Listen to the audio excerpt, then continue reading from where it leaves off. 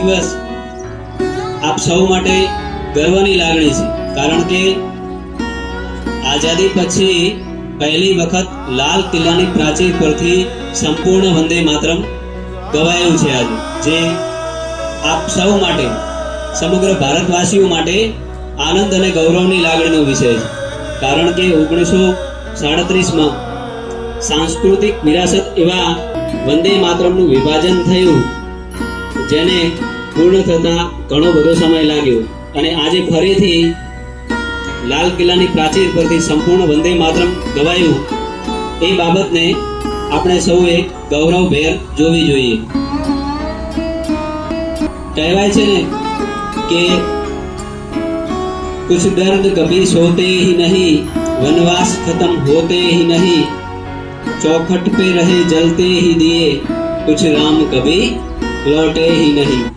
એવા કેટલાય નામી અનામી ક્રાંતિકારીઓ છે કે જેનાથી આપણને આઝાદી મળી છે, અને આ આઝાદીમાં કેટલાક ગીતોએ પ્રાણ પૂરવાનું કામ કર્યું હતું, અને એમાંનું એક ગીત છે વંદે માતરમ।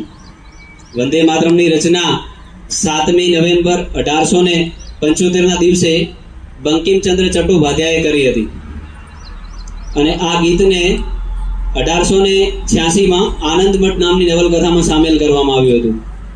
તો ભારત સરકારે 7મી નવેમ્બર 2025 થી 7મી નવેમ્બર 2026 સુધી એક વર્ષ દરમિયાન વંદે માતરમની 150મી જન્મ જયંતિ ઉજવી છે, અને અલગ અલગ પ્રકારના કાર્યક્રમો કરી રહી છે।